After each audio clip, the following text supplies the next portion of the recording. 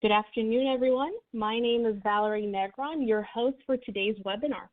On behalf of USDA's Economic Research Service, welcome and thank you for joining us for the fourth event of our data training webinar series. Today's webinar will feature ERS economist Hayden Stewart and cross-commodity analyst Bill Hahn, who will provide an overview of and walk us through how to access and use ERS's price spreads from farm to consumer and meat price spreads. These two data products compare prices consumers paid for foods with prices received by farmers and ranchers for their commodities. As part of the data training webinar series, this webinar is meant to teach those interested in ERS data how to access and fully utilize our many data products. And what better way to do so than connecting you directly with the experts? In the year ahead, this webinar series will continue to connect viewers with ERS specialists for a variety of data products. If interested, a full schedule of the series can be found on our webpage, which I'll link to in the message center here shortly.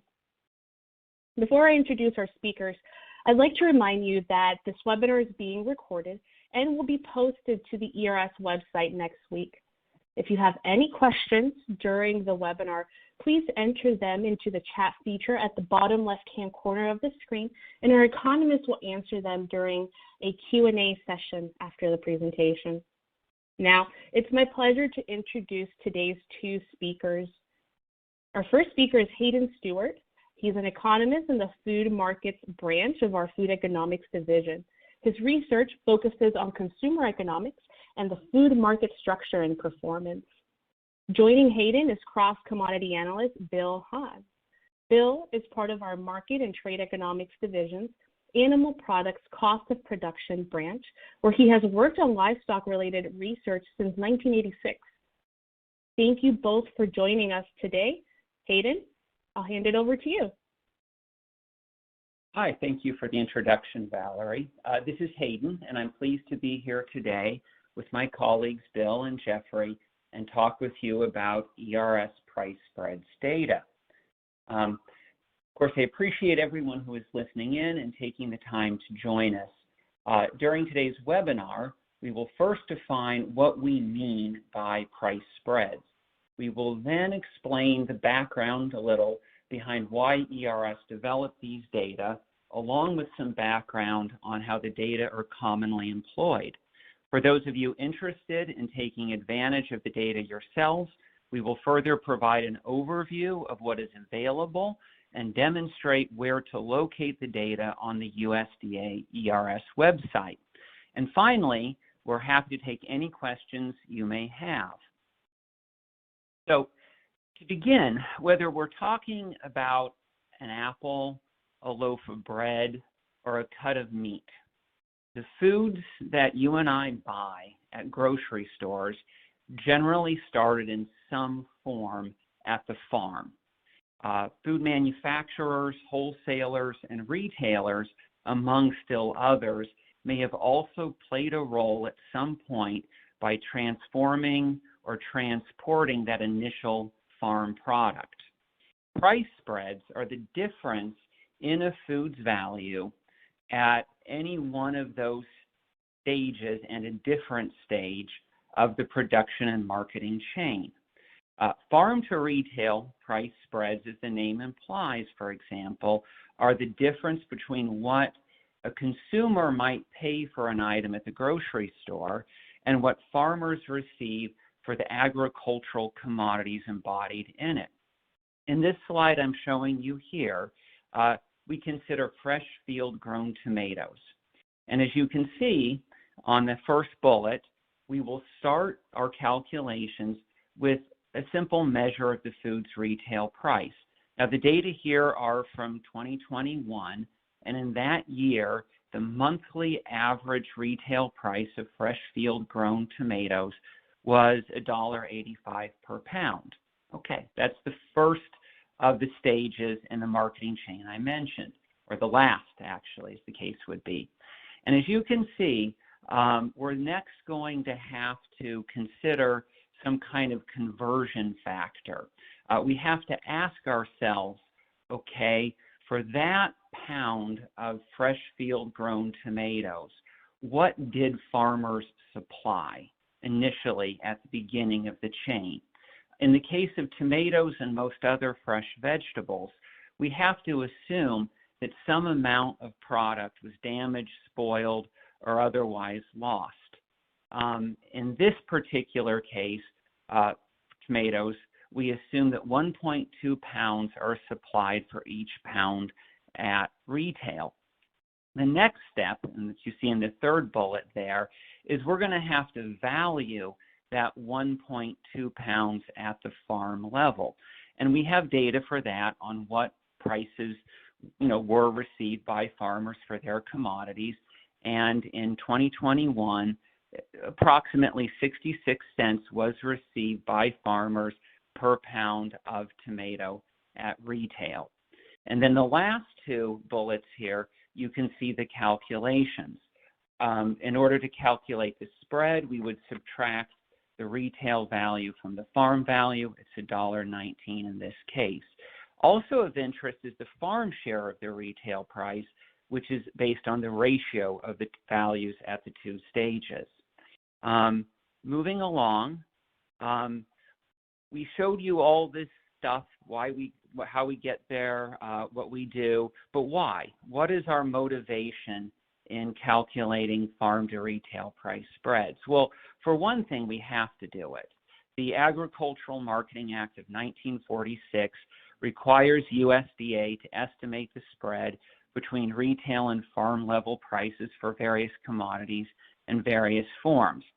That's the marketing cost, the value added by all members of that production and marketing chain past the farm gate up to the point where the consumer buys it in the grocery store. But aside from the fact that we have to do it, there's also some very broad interest in these data, including interest from farmers and ranchers, the general public, as well as academic and government researchers. As I said, they have many uses and users. Farmers and ranchers are often interested in the difference between the prices they receive and those higher up the supply chain. Therefore, we will receive questions from organizations that serve or represent them. I have, for example, recently discussed our data with a publication that serves dairy farmers. The editor of that publication used our estimates in an article that compares the farm share of retail milk prices with the farm share of retail cheese prices. The article also compared both of those farm share estimates with corresponding estimates for non-dairy products like fresh strawberries and fresh tomatoes. Therefore, there's some understanding of what dairy farmers receive in the way of share of retail prices compared with growers of fruits and vegetables. Then, aside from the agricultural community, there's also a lot of interest in the general public, especially during times of high or increasing food prices. So as another example, I found not long back a blog online about food price inflation, and the author of that blog had used our data, and he noted how if money paid to farmers for wheat represents only 4% of retail bread prices, then rising wheat prices shouldn't really explain why bread prices are higher. Something must else explain besides the price of wheat why bread is costing more money. And then, as I said, finally, there is interest among researchers in both academia and government.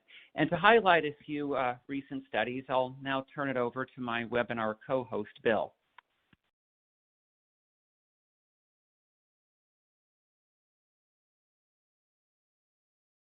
Looks like we are having a bit of technical difficulties. We'll be right back, folks. It appears we have Bill online again. Thank you, Bill, for joining us. Are you able to hear us? Yes, I can hear you. I'm sorry. Thank you, Bill. No problem. Continue with the webinar. And we apologize for the technical difficulties. Yeah. Slide 6. All right. Well, okay. Hi, my name is Bill Hahn. Sorry, my phone blanked out on me for some stupid reason. Okay, so a personal story here. I've been using the price spread data since 1980 when I was in the master's program. I used our retail prices for beef and pork as the retail prices of beef and pork for demand analysis purposes. A lot of other researchers have done work with this, a lot of people in the government. We've covered things like, for instance, meat demand, price transmission studies, or speaking of demand in general, price transmissions comparing how prices move at different levels of the marketing channel, and some other researchers have worked on things like, antitrust issues. Here on this slide, we have a couple of examples of some research that Hayden and I did together with some other people. The screenshot on the left is an Amber Waves publication. Amber Waves is the ERS online magazine, periodically updated. And on the left, you'll see a journal article that we published before then, and is the basis for this Amber Waves, what we call a finding. One of the great things about this USDA research or government research in general is that all of our publications are not copyrighted. You can quote them freely and use them as you see fit. And in fact, that journal article there, because of a USDA policy, is also freely available to anybody who's actually interested in it. Okay. Go down next slide.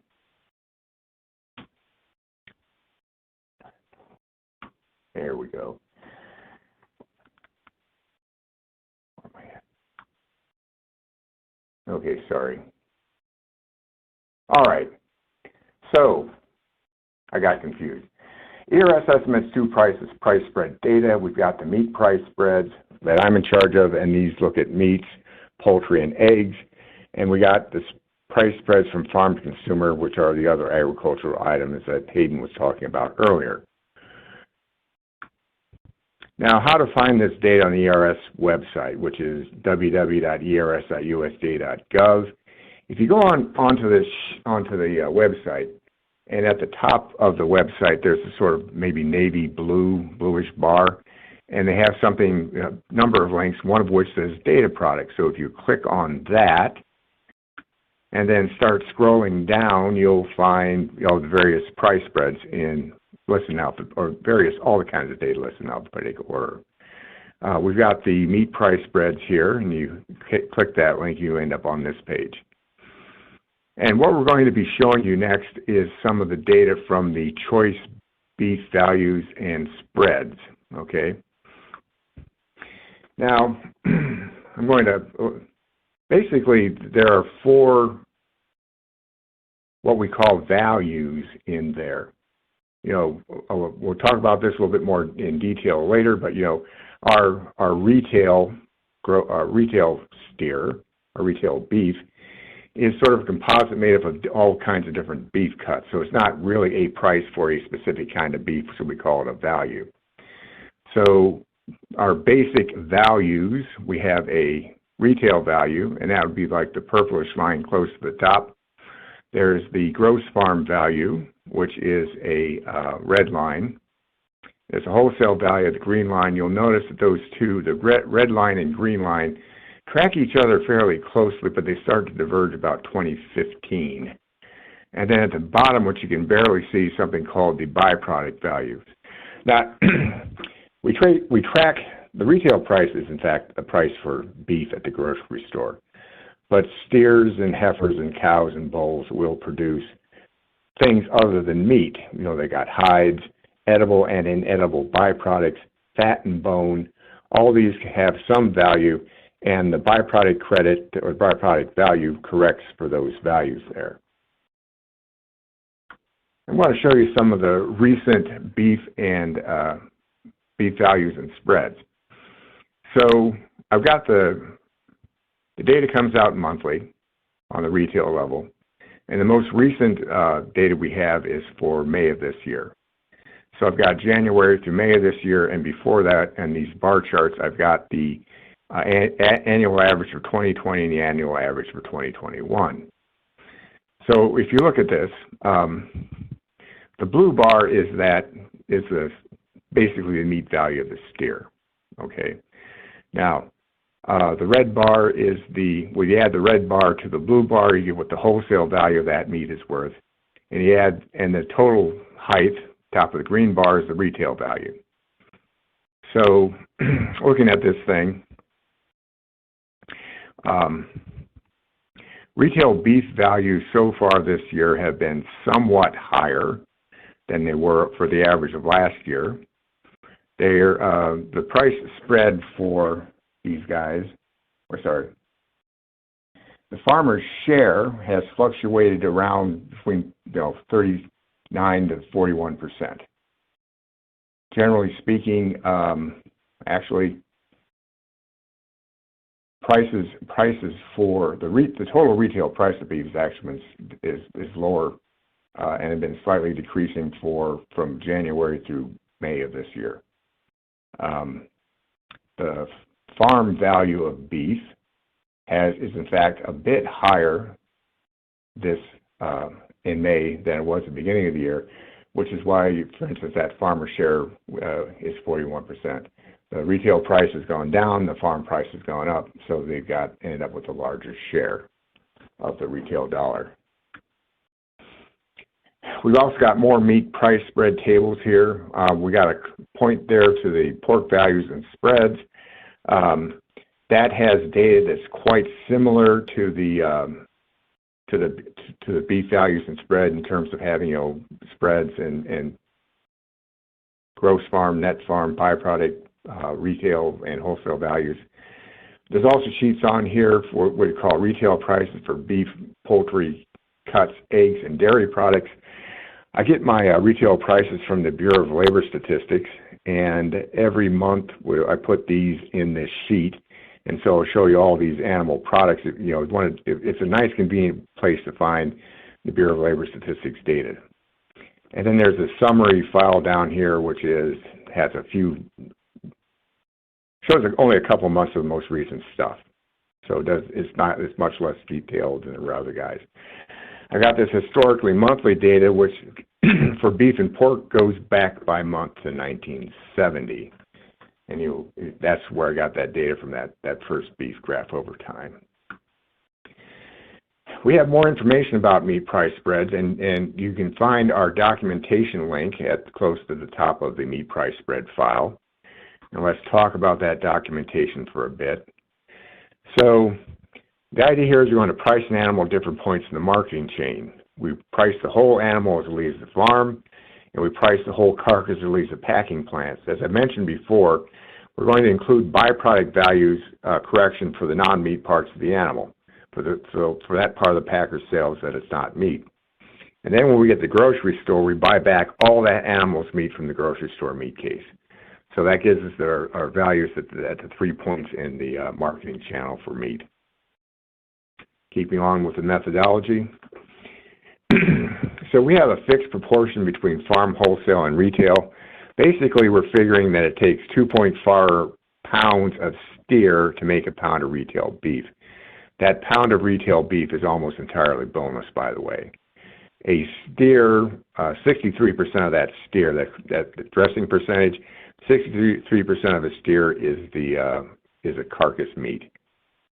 On the hog end, it's 1.87 pounds of hog per pound of retail meat, and they have a 74% dressing percentage. So it works out, that the hogs have more meat or more retail meat per pound of, the lower conversion factor means that hogs have produced more meat per pound of hog than steers do. And we transfer all the prices into a retail weight equivalent. So for instance, I'll start with my steer price multiplied by 2.4 pounds at 2.4, and so that my gross farm value for steers is 2.4 times a reference steer price. We got basically two sets of data or sources for our data. U.S. Department of Agriculture's Marketing Service provides a wide range of data on a wide range of products. For meat and livestock, we have farm, wholesale, and byproduct data. And typically what we're using for these, something they call negotiated prices for the farm and wholesale values. Negotiated means that somebody, basically argues over the price, buyer and seller come to some kind of agreement. There's other pricing methods, but that's not part of the seminar here. The retail data comes from the Bureau of Labor Statistics. These are the people that publish the Consumer Price Index, or the CPI, to actually get the Consumer Price Index. That they send people out to grocery stores, among other things, where they collect prices of the products at the stores.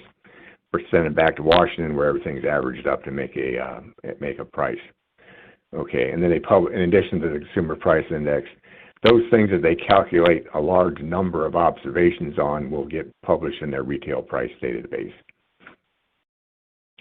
And now we're going to switch over back to Hayden to continue to talk about the other price spreads data. Okay. Hey, thank you, Bill. Well, as Bill explained, our meat price spreads data product includes information for meat, poultry, and eggs. Data for other commodities can be found in price spreads from farm to consumer. If you are interested in data on, say, fresh vegetables or dairy products, you will find it there. Please go to the ERS website and navigate, as Bill did, through the list of data products and find, as it says, price spreads from farm to consumer. Once you find and click on that data product, you will arrive at the page shown here. At the top, you'll see that there's some introduction and some explanation of this data product, what you can find in it and what its motivations are. Plus, at the bottom, where the red arrows pointed, you'll see a list of different products, links to dairy, fruits, vegetables, and items made from selected field crops. Now, before I get into any of the exact data that are available here, I'd like to point out that we have information for both individual food products as well as what we call market baskets. This approach allows us to provide what we consider to be a more complete picture of what's going on. Milk produced by dairy farmers, for example, can be used to make whole milk, skim milk, cheese, ice cream, yogurt, butter, and still other foods. Now, dairy farmers may desire an estimate of the farm share of any one of those specific foods' retail price, and we do provide those data for a few individual dairy products. However, dairy farmers may also desire something more general. They may desire a general comparison of what they receive for their milk as a whole and overall retail dairy prices. In order to further provide that type of information, we create market baskets. These baskets contain a mix of foods that represent what U.S. households commonly buy at retail stores. Continuing with my dairy example, for example, as an illustrative example, it has 14 different items in it. However, the amounts of the foods vary. The dairy basket holds more fluid milk and cheese, for example, than it does ice cream and butter. That's because households generally buy and consume more fluid milk and cheese than they do ice cream or butter. So finally, by following this basket and its value at both the retail and farm level over time, at least for each year, we can provide that very general estimate of how much of retail dairy spending in general goes back to U.S. dairy farmers. So let's just say, for example, you went there and initially, you were in this data product and you looked at the list of available foods for which information are provided, and you said, okay, I'll start by looking at whole milk. And you can see the arrow pointing to the appropriate link to get to those data. And here are the data, or a segment of the data you would find there in graphical form. So what you will find is the information on what was the average monthly price of a gallon of whole milk at retail here in, say, 2010. That taller light blue bar in 2010 looks like it's pointing to around 3.25.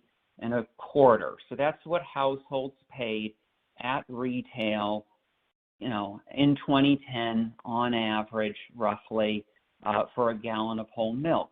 The dark blue bar, about half the height of the light blue bar, shows the farm value, and it looks to be, let's say, around $1.50-ish. So in that year, the farm value was roughly half of the retail price, and the farm share was correspondingly around 50%. Now, that red line at the top of the graph, it's mostly at the top of the graph, you can see that it fluctuates over time. I think it peaked around 2014. That's when I believe the farm value of milk was particularly high. And it looks like it reached somewhere around 60% that year before dropping in 15 and 16. And then it recovered a little bit up until 19. And the farm share has fell in 20 and 21 as retail prices increased more than farm values did. At least that was the story up through 2021. It may be different this year. So again, that's the sort of information you could find about milk. And that same area where you found milk, you could have found cheese, you could have found ice cream, and you could have found butter data. But going back to my example earlier, let's say you weren't interested in butter, cheese, ice cream, or milk only, and you wanted that very general estimate of what do U.S. dairy farmers receive as a share of overall consumer spending on dairy products at retail, or overall retail dairy prices. Well, you click on that market basket and it would bring you to something like this. Again, I've presented the data that are available in graphical form, and what you can see is that the farm share of retail dairy prices fluctuates. In Bill's graphs, I think you saw the same thing. There's a lot of year-to-year volatility. If you recall, I believe I mentioned that in 2014, farm share seemed to be at a peak, and then it went down in 15, 16, recovered a little bit. But mostly it looks to me like it's fluctuating somewhere in the neighborhood of 30% over at least the last 10 years or so. Now, as Bill also has available, you have the data. I really invite you, please come to our website, see what's available. In looking at what is there and the numbers we provide, and it's always a good thing, you may become interested in, well, how exactly does ERS come up with these numbers? What are the steps involved? Could I kind of reimagine them myself in my head, how I would come up with them on my own, or you just want to know more about what we're doing? Please go to the documentation section. There's a red arrow here pointing you to that link for our documentation. And again, I invite you there. You'll find information about how we calculate our estimates for individual foods like apples, tomatoes, and fluid milk, as well as how we created our market baskets for dairy products, fresh fruit, and fresh vegetables, as well as exactly what is in each of those baskets.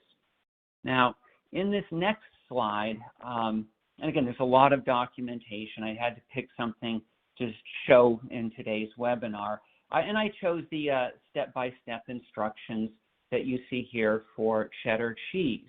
If you read through this part of the documentation page, you will see that much like how Bill used his fixed proportion conversion factors to assume how much live animal is needed to produce a pound of beef and pork, we use conversion factors for cheese and other products too. In this case, we're asking how much milk is needed to produce a pound of cheese. And instead of the fixed proportions that Bill mentioned, we're using something called the Van Slyke formula. And you find out, I believe, roughly 10 pounds of milk are needed to make a pound of cheese. And we will also, as Bill takes out byproduct value, we'll account for the amount of whey that is produced along with cheddar cheese, and we'll take that out. And then we'll need data that we get from USDA's Agricultural Marketing Service on the value of milk at the farm, and we'll value that 10.3 pounds of milk net the value of the whey, and we'll compare that to the retail price of the cheddar cheese, which I think this is 2011, was about $1.72, it looks like, and it worked out that year. Let's see, no, the pound of cheddar cheese was $5.42.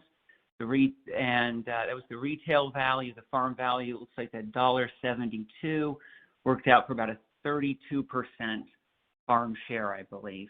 I apologize, the numbers are a bit small there. I was straining my eyes to read them. I hope you're not as well.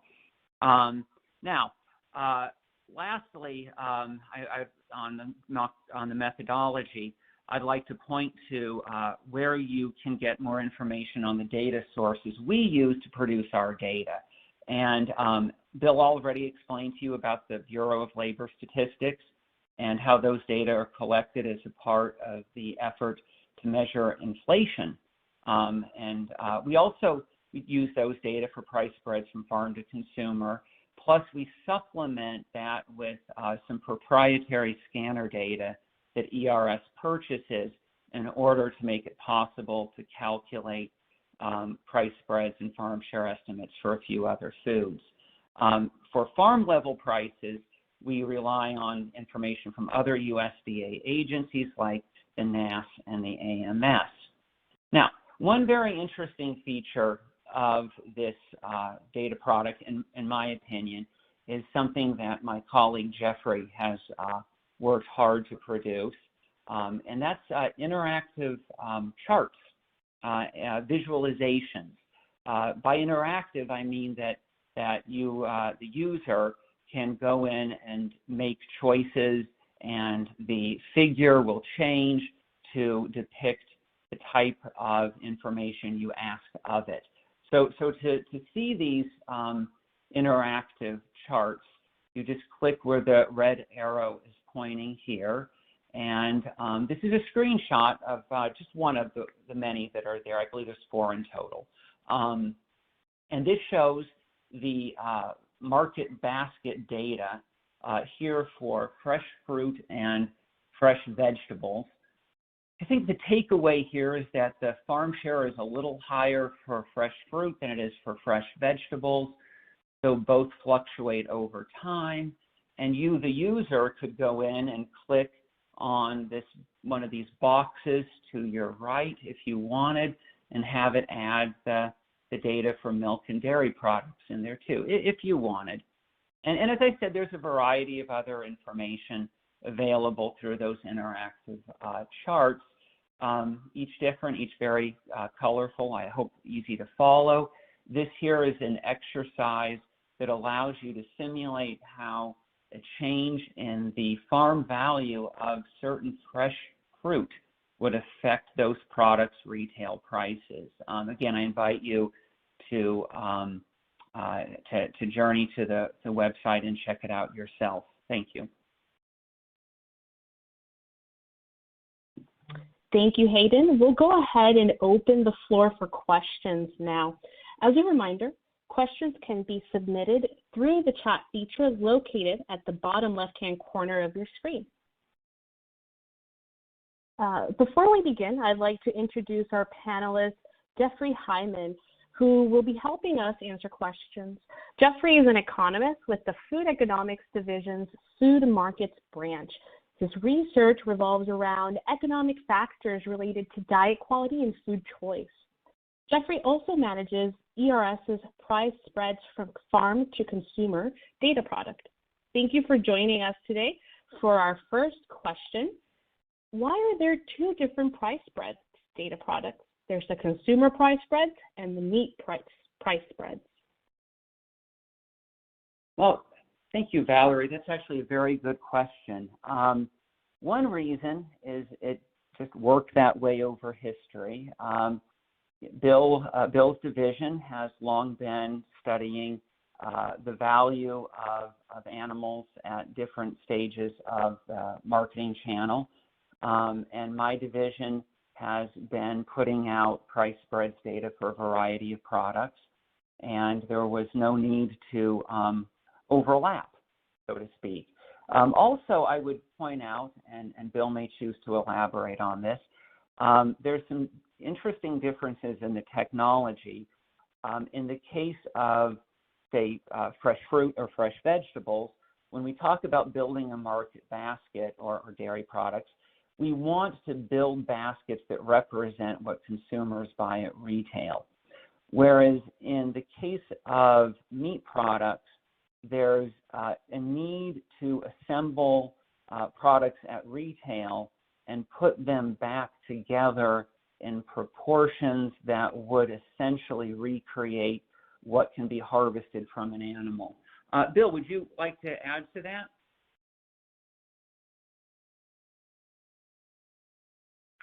This is Bill speaking. Hayden's essentially correct on that. Part of the problem here is that you take some farm level milk and you can turn it into cheese, or you can turn it into fluid milk or a wide variety of products. A single animal will produce a wide variety of meat cuts, and if you've been in the grocery store, you know that different meat cuts, different cuts of beef, different cuts of pork all have different prices. So that's one of the reasons that we've done it this way. Another thing that we have in the meat end of life that's a lot less common for the other products is that we do have good wholesale data on what wholesale meat cuts sell for. So that allows us to to actually look at what at a packer level kind of thing as well. Thank you, Bill, and thank you, Hayden. For our next question, how do you determine what is in a market basket? Well, as I said earlier, the goal in producing market baskets is to create a set of foods that typifies what a household might buy at retail stores. So when I think, for example, about fresh vegetables, and if I want to give vegetable grower shippers an idea of what they receive in the way of consumer spending or retail prices on fresh vegetables, I would want my basket to give more weight to more commonly purchased and consumed products, but I would also want it to have a large variety of products so that it was meaningful. It was broad, and it covered enough products that it was informative to make a statement like, in general, what do fresh vegetable shipper growers make as a way of the share of the retail price. But I would have to give a larger weight to potatoes and lettuce and tomatoes than I would to foods that are still should be in the basket, but maybe not weighted as heavily. And in total, we put about usually around 14, 15, 16 products in our basket. That's certainly the case of the fresh fruit, fresh vegetables, dairy, sorry. And in the case of the fresh fruit, you'll have have apples and oranges and grapes. You won't have bananas because there's not really a large U.S. commercial banana growing industry. And in the dairy, you'll find fluid milk in its different fat content levels, whole, skim. You'll find a few different types of cheese and yogurt, ice cream, butter, and so forth. Again, all meant to create baskets that typify or represent what households might buy, but give greater weight to those more commonly purchased and consumed. Thank you, Hayden. Looks like we have another market basket question. What kind of foods are in the fresh fruits and vegetable baskets? For instance, if I click on fresh fruits, there is a list of different fresh fruits. Does that mean those are what's in the basket? Well, not exactly, Valerie. You see, if you go to our documentation, which again I invite users to do, you can get a complete list of all the fresh fruits and fresh vegetables in the basket. The list that you see on the data product website with the links, it shows you what you can get information for as a standalone product. So, for example, we have information for tomatoes, lettuce, and I think potato and broccoli. But our basket for fresh vegetables, I believe, contains 15 or 16 different items. It also has asparagus, bell pepper, cabbage, carrots, celery, corn on the cob, cucumbers, romaine lettuce, sweet potatoes, and others still that I can't think of off the top of my head.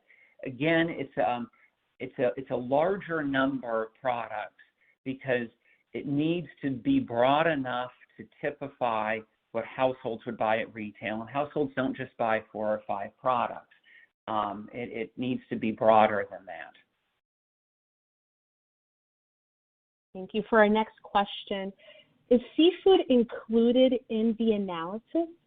And how about lamb and sheep? If they are included, where do we find them? Well, since Bill is our meat cross-commodity analyst, I'd like to pass that question to you, Bill. Okay. That's an excellent question there. Okay, they're all excellent questions. We don't have much in the way of, or we aren't collecting much in the way of seafood data. We at the IRS, we do rely heavily on, okay, I'm thinking, sorry, a little fuzzy here. Yeah, we don't have a lot of seafood data. We don't have much in the way of retail seafood information. So that's and unlike many other countries in the world, typically the Ministry of Agriculture includes fisheries, and fisheries are covered by the Commerce Department here in the United States. That's another thing sort of outside. It's outside the USDA purview. As far as lamb goes, we don't have any good retail lamb prices coming from the Bureau of Labor Statistics. Now, presumably, we could, we might be able to get something from the scanner data, but that doesn't come out as often as the rest of the data, and so at best case scenario, we probably have like an annual lamb thing. But no, we don't have we have no lamb data. No lamb retail data. Next question. Can you give me some examples of products for which the farm share of the retail price is high and some for which it is low? And in general, what determines whether farm share is high or low? Well, I'd like to pass that question to Jeffrey, with whom I manage the data product. Jeffrey, could you take care of that, please? Sure.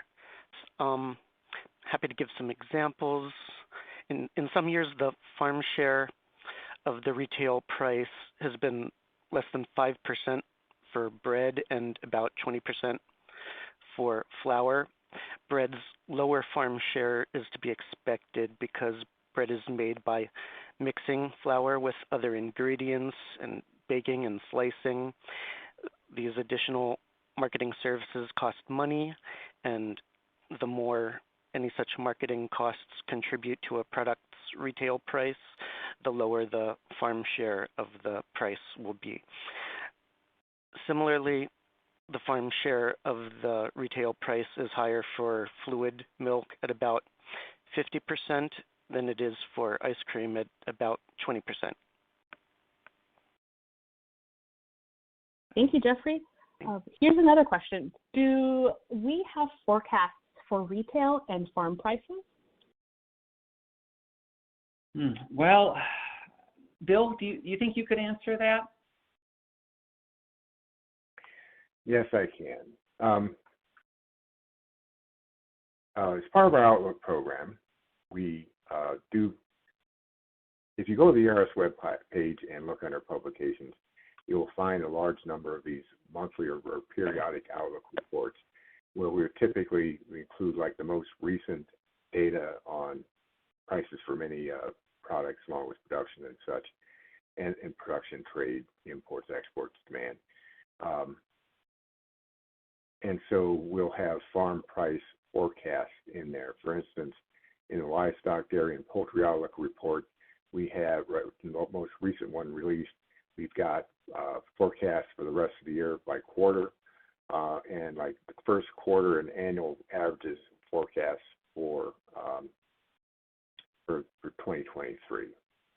Now, we aren't doing, say, for instance, forecasting these retail prices for, say the retail choice beef composite or the retail pork composite that I calculate. But a different part of ERS and a different products has the food price inflation forecast, the food price outlook. And you look under the data products, you can find that one, and you'll find our forecasts for the consumer price indices for a lot of different foods.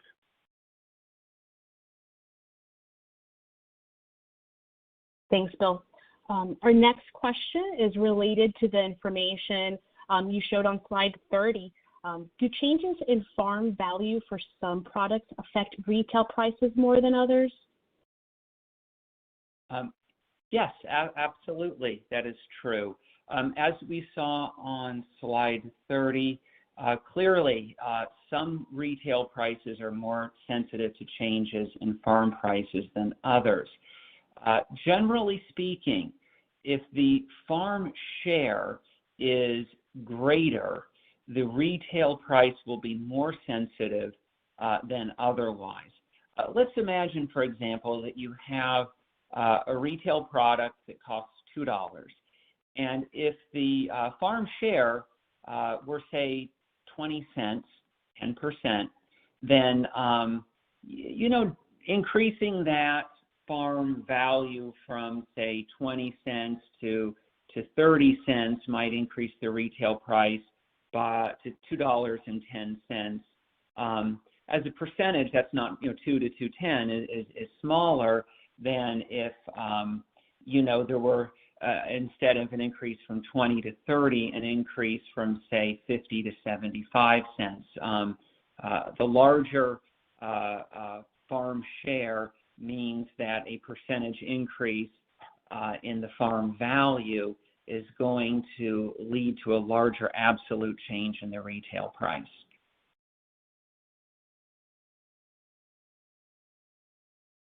Thanks. Thank you, Hayden. For our next question, it appears from the figures shown in the webinar that the farm share of food's retail price can vary widely over time. What sort of factors can cause such changes? That's a great question for Jeffrey. Do you think you could handle that, Jeffrey? Sure, yes.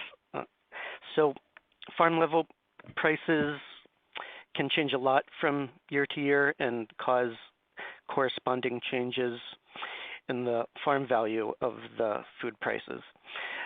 However, long-run trends in the farm share of retail food prices also reflect changes in consumer preferences, the technology used to process and distribute foods, as well as trends in prices for inputs such as labor, energy, and raw agricultural commodities. If, for example, consumers were to increase their demand for value-added fresh-cut fruits and vegetables, such as salads, above what it is now and reduce their demand for fruits and vegetables still requiring cutting and chopping below what it is now, you would expect the farm share of fresh fruit and vegetable prices to fall. All that preparation adds convenience. It it saves consumers time, and it also costs money, which implies higher marketing costs and lower farm share. Good to know, Jeffrey, and thank you. For our next question, how do you get retail price data? Is it through retail scanner data? Well, there are a few different sources of retail prices. This is Hayden again. As Bill mentioned, as I mentioned, the Bureau of Labor Statistics is a key source of publicly available information on average retail prices. They have staff that will go out to grocery stores and collect data on the foods that they can see. They'll go in and they'll collect prices for different cuts of meat, different dairy products, different fruits, different vegetables, and loaves of bread. If they have sufficient data, they will report an average retail price for some of these products, and we do take advantage of those data. However, there are also a lot of foods for which we would, like to provide information, and unfortunately, the data are not available from the Bureau of Labor Statistics. So in that case, we will rely on scanner data. We're constantly reevaluating which products we feel are necessary. As Bill mentioned, at this time we don't do any calculations for lamb. We could, perhaps, if we wanted to, consider that down the road. We have recently added, though, like soybean oil to our list of products. And that average price is not available from BLS, and we do calculate it from scanner data. So it depends. It depends on what's available, but we rely on available public and private data. Thanks, Hayden. For our next question, has ERS ever done this analysis using input-output tables, that is, determining the share of the final demand dollar for the different industries in the supply chain, such as agriculture, manufacturing, wholesale, retail, etc.? Well, that's a great question. And yes, we have another data product that I would invite users to check out. It's put together by a different team of economists, and it's called the Food Dollar Series. And the Food Dollar Series does use input-output tables, and the underlying source, I believe, is the Bureau of Economic Analysis. For further details, you would need to contact that team, and they use this input-output technology to report the farm share of food spending in general. They then provide a food at home and as well as a food away from home dollar too, and there is a breakout. So I can't, and I shouldn't speak because I'm not a part of the team, to exactly what the components are, but I believe it's many of what you mentioned, Valerie. I believe you can see the wholesale component. I think they even have an energy component. There's different ways of breaking it down that are very interesting and useful. Thank you for that great information, Hayden. And that it looks like that's all the time we have for today. Hayden and Bill and Jeffrey, thank you for a great presentation on ERS's price spreads data products. Many thanks again to Jeffrey for your assistance during the Q&A session as well. And finally, thank you to our listeners for taking time out of your day to join us. We hope this has been helpful. Before closing, we'd like to highlight the next segment of our data training webinar series. This July, we'll host a webinar on two of ERS's agricultural productivity data products, the agricultural productivity in the U.S. and the international agricultural productivity data sets. Be sure to visit www.ers.gov www.usda.gov/data training webinars for more details in the coming weeks. You can also sign up to receive announcements of upcoming data training webinars by contacting the email at the top of that page. Lastly, if you haven't done so already, we'd like to invite you all to download the new ERS Charts of Note mobile app. With this app, available free of charge on Apple and Android devices, you can receive digital snapshots of ERS research delivered straight to your mobile device. Again, thank you for joining us today. This concludes our webinar.